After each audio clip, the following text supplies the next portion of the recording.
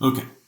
Now, I know you think you know what everyone else says they know about knowing all the. Okay. I'm not sure where I was going with that. But in this lesson, we are going to get ready to start packaging our partner ecosystem program by forgetting about what we think we know about creating partnerships in order to open our minds about all the possibilities that partnerships bring.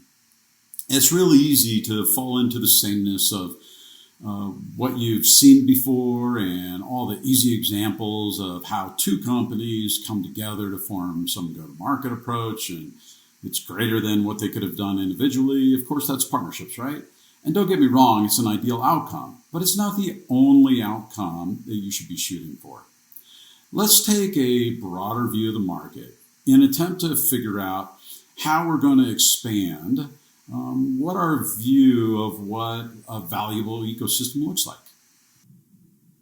Companies are shifting the ways in which they remain competitive and using ecosystems more and more to do it. So if we look at this slide here and this chart by our friends at McKinsey, it details out a lot of the changes happening overall in business. And one of the things they point out is differentiation. And what they're saying is in the future, differentiation, most companies must differentiate by delivering new digital products, services, and experiences faster than competitors and capturing winner takes all or winner takes most dynamics. Now, according to McKinsey, there's a paradigm shift happening. And if we key in on differentiation, as digital technology becomes ever more important, the sources of these innovations and advantages are now shifting from traditional sweet spots into less familiar terrain, such as using digital technology to innovate products and services and business models. So John Deere, for instance, now differentiates through an Internet of Things or IoT ecosystem that provides digital services to customers, enhancing the value delivered to customers by its machinery. Their partners who are providing the IoT data, guess, farmers. That's right. They're making their customers their partners in growing their ecosystem.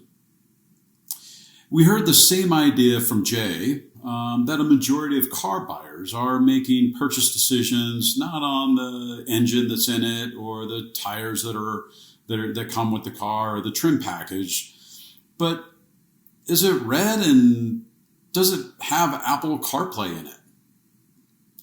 That kind of differentiation may require looking beyond the boundaries of the organization to digitally enabled ecosystems with these interconnected services that fulfill a variety of users' cross-sector needs that's built together in one integrated experience. That's a lot to say and a lot of buzzy words in there. So let me give you an example. So new entrants in the housing market, such as if you're in the UK, company like ZPG, or if you're in the US, Zillow, you might be familiar with, are looking to create end-to-end ecosystems spanning search and property comparisons and mortgage shopping and household moving services and phone and cable reconnections and access to things like home improvement professionals.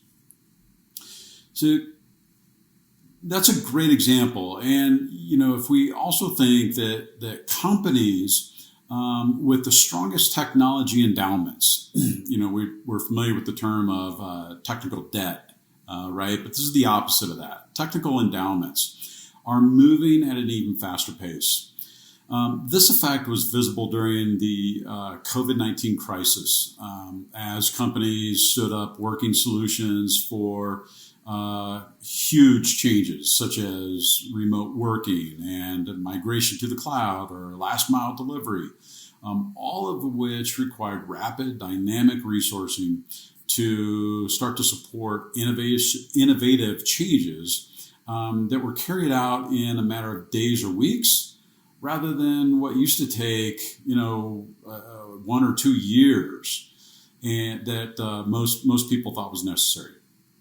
And as aptly stated by Microsoft's CEO, Satya Nadella, in a 2020 quarterly earnings call, he said, "We've seen 2 years worth of digital transformation in 2 months." So basically, this is saying that the companies with the most open platforms, with a built-out partner network or ecosystem, and a model that favors agility, were best set up to succeed going into a time that, frankly, nobody saw coming, and they were able to not just survive, but they were able to thrive. Now, at IBM's annual Think event, where they lay out their top priorities for the year, ecosystems are explicitly called out. And what they said was, accelerating our future growth strategies is a priority, and doing that through significant investments in developing a stronger ecosystems. And what I liked about this is that they're clearly thinking about their program more than just transactionally or from a channel perspective. And if we just take a look at this quote, it says, "Make innovation a team sport. Collaborating with ecosystem partners, including the competition, will be necessary as industries continue to transform." Now, it'll be interesting to see this develop out and exactly how they're going to do this, but the direction is clearly set. And what's got us to this point in the past is not necessarily what will get us to the next place in the future. So we see here that Microsoft partners earn, just under $10 in revenue for every, through services and software, for every $1 that Microsoft generated in 2020. And that's a total of $984 billion going to partners. And market research firms expect that the market research firm IDC actually expects that to grow to a little over $10 per $1 of revenue generated by Microsoft by 2024, representing a total just over a $1.2 trillion of value to the ecosystem. So this is a pretty well reported on number, and it's likely that you've probably seen this number before, or some version of it. And it's an important number to have for your program too. So the point of this is not if Microsoft or frankly Google or Amazon or whatever partner makes $9 to every dollar or $5 or whatever. The important part here is that there's a discernible value creation happening both for your business and also for your partner's business. Now, if you're showing this to your C-suite, probably the first question you're going to get is, why would you give all that revenue away? So let's tackle that one. Two kind of answers to that question, right? One is likely when your execs are starting to say this, they're thinking about either building adjacent products, right, instead of partnering to get them, or they're thinking about ramping up their professional services group to implement more services on your own instead of giving that to partners. Well, the reality is you can't build everything fast enough, and you'll never invest in the breadth of skills needed to provide all the services that your partners offer. So how do you counter this? Well, certainly the products one is pretty easy. Either you can or cannot develop products that are faster than what you can partner with from other ISVs or technical partners. And for professional services, it's a pretty simple trade-off too. Consider one question. How many deals, no matter how big your professional service is, how many deals does your professional services team bring in? They don't.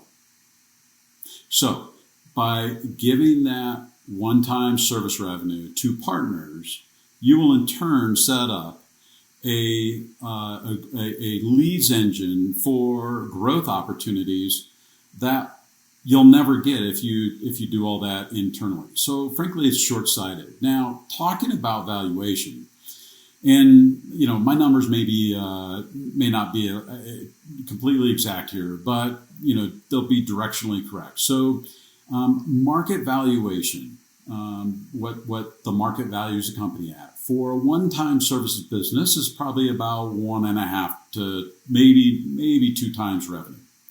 Recurring revenue models, on the other hand, drive typically 10x multiples in the market. And as an example, by Microsoft ramping up their focus on building value with partners and ramping down their reliance on professional services, Microsoft's stock price is up about 540% over Nadella's tenure as being the CEO there. So by giving away all of that non-core revenue, right, the one-time services fee, Microsoft is able to astronomically lift their own market value as a result. So whether you're a public company or looking for seed round, your market valuation is incredibly important. And investors are rewarding businesses with strong ecosystems as a result. So the point of this is there needs to be clear value that a partner can expect by working with you. So as you develop your plan, make sure you're including the value that partners get from you, not just the value that you will get from your partners. All right, so let's talk about this a minute. What are the most important attributes of a partner? Well, certainly depends on a number of factors, like what you want them to do within your program, probably. Well, putting a program together a few years ago, I actually fell into this trap of being a little too insular of how I thought about this question. It resulted in an initial list of things like, company size and, whether you base it on revenues or number of people, whatever, committed investment. Do we have trained experts on the platform? Did they have a sales force, or were they expecting leads from us? This kind of thinking basically would just get me go-to-market partners in industries that we already knew and prospects that we already expected. And while it may have had an incremental effect on our success, which is good, it would have never had the transformational effect or the opportunity that was there. And luckily, we settled on a revised approach that I'll talk about here in just a moment, and rethought the business and tripled the size of that business in just 3 short years. So consider this.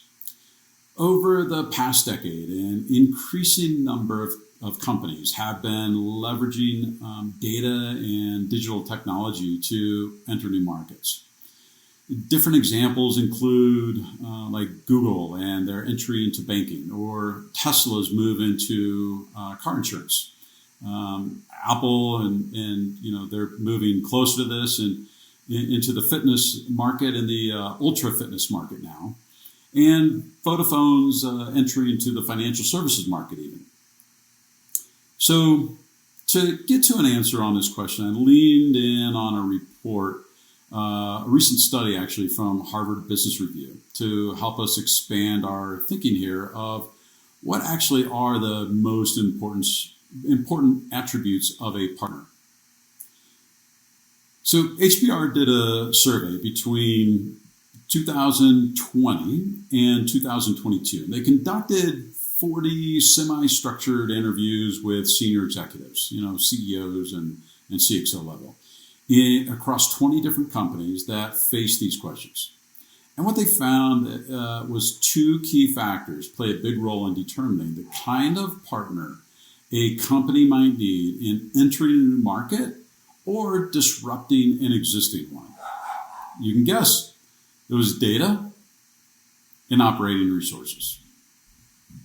So I'll give you a personal example of this, and I alluded to it in the last slide there. When I led a growth initiative at IBM, and I was working with the Watson team at the time, and which is now just the AI team, and they had a problem, and they could not train Watson fast enough because they didn't have enough information to feed it to be able to train it on. And our policy at the time was that we could not use any external data. So another growth initiative lead and myself put together a business plan that met our outlandish growth targets. I was leading the growth initiative, right? So they're pretty outlandish. And we listed the blockers. And not being able to use external data was certainly one of them. Well, we got the opportunity to present this to Ginny Rometty, and who's IBM's CEO at the time. And along with all the other details in there, she sat up and asked one question, like, why is it that we can't use this external data?